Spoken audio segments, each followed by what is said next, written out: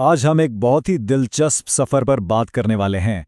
ये सफर है सुस्ती की दलदल से निकलकर एक कामयाब फ्रीलांसिंग करियर की बुलंदियों तक पहुंचने का। और जानते हैं, इस सफर में हमारा सबसे बड़ा खुफिया हथियार क्या होगा? वो है एआई।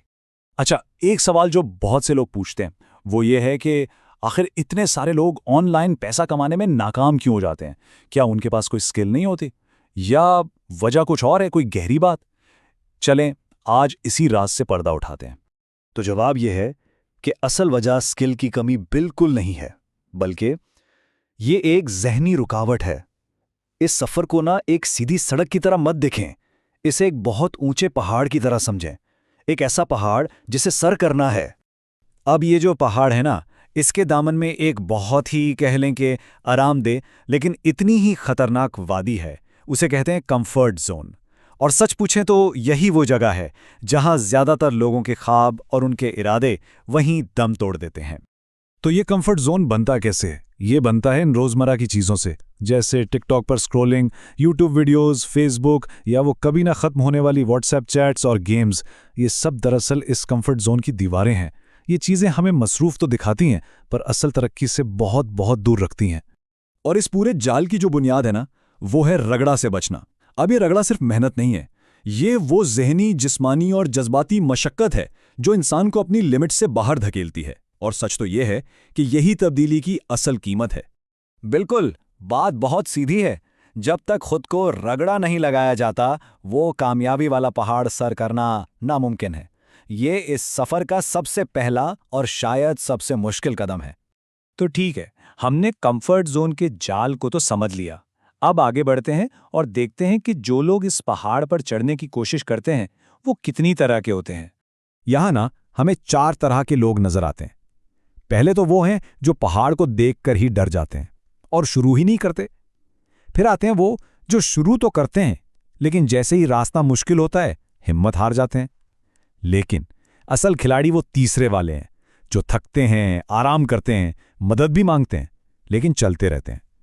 और आखिर में आते हैं लीडर्स, वो जो चोटी पर पहुंचकर दूसरों को भी ऊपर खींचते हैं। अब सवाल यह है कि हमें उनमें से कौन सा बनना है।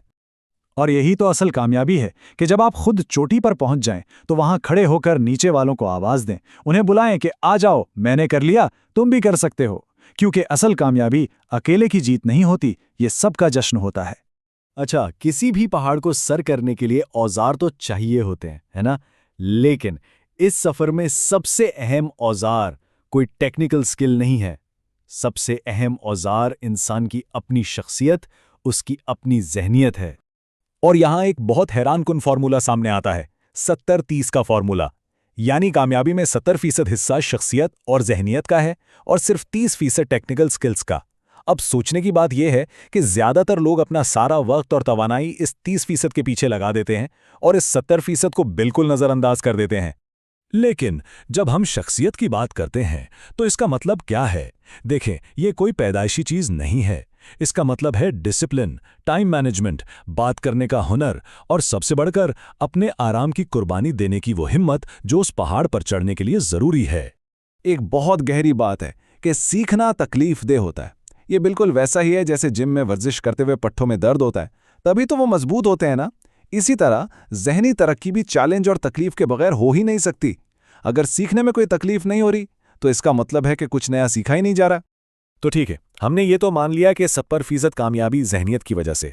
लेकिन सवाल ये है कि इस जहनियत को बनाने में और रास्ते की रुकावटों को दूर करने में हमारी मदद कौन करेगा? तो अगर जहनियत एक इंजन है ना, तो एआई वो सुपरचार्जर है जो इस सफर को बहुत तेज और आसान बना सकता है। जरा इन नंबर्स पर एक नजर डालें। एआई से पहले फ्रीलांसिंग में कामयाबी की शरह सिर्फ 10 से 20% थी, सिर्फ इतनी। लेकिन आज जो लोग एआई को सही तरह इस्तेमाल कर रहे हैं, उनके लिए यह शरह 80 से 90% तक पहुंच गई है। ये एक इनकलाब से कम नहीं है, इसने तो खेल के सारे उसूल ही बदल कर रख दिए हैं। यहां फर्क बिल्कुल साफ नजर आ रहा है। पहले जहां घंटों लगते थे डेटा एनालाइज करने में, अब वो काम सेकंडों में होता है। जहां ना खत्म होने वाली एक्सेल शीट्स थीं, वहां अब खुदकार इनसाइट्स हैं। मतलब एआई ने वो सारा सुस्त और मुश्किल काम जो पहले होता था, उसे खत्म कर दिया है। और इससे नाकामी का डर और काम की लागत दोनों ही बहुत कम हो गए हैं। और इस पूरे इनकलाब के सेंटर में एक ऐसा टूल है जिसे वाकई एक गेम चेंजर कहा जा रहा है, और वो है गूगल का नोटबुक LM। इसने रिसर्च और कंटेंट बनाने के काम को इतना आसान कर दिया है कि यकीन करना मुश्किल है। ये क्या क्या कर सकता है, सोचें। घंटों लंबी वीडियोस का खुलासा सेकंडों में बना सकता है, माइंड मैप्स तैयार कर सकता है, प्रैक्टिस के लिए क्विज बना सकता है, यहां तक कि पूरी की पूरी स्लाइड डेक भी तैयार कर सकता है। मतलब वो सारा भारी काम जो पहले दिन लगा देता था, अब वो AI कर रहा है और इंसान को सिर्फ अपनी क्रिएटिविटी पर फोकस करने की आज़ादी मिल गई है। चलें अब हम अपने सफ़र के आखिरी और शायद सबसे अहम हिस्से की तरफ बढ़ते हैं। यह सफ़र है सिर्फ सीखने वाले से एक रहनुमा बनने का। एक बात याद रखने वाली है, इस पहाड़ को सर करने का मकसद सिर्फ ये नहीं कि ज़ाती तौर पर माली आज़ादी मिल जाए। असल मकसद ये है कि इंसान इस काबिल बने कि वो दूसरों के लिए भी रास्ता रोशन कर सके। यानी जो कुछ भी सीखा जाए वो इस नीयत से सीखा जाए कि कल को उसे दूसरों को भी सिखाना है, ताकि इल्म और कामयाबी की ये रोशनी आगे से आगे बढ़ती रहे और कभी बुझे नहीं। तो अब नक्शा भी हमारे सामने है, औजार भी हमारे पास हैं और पहाड़ भी सामने खड़ा है। अब सवाल सिर्फ एक ही रह जाता है कि पहला कदम क्या होगा।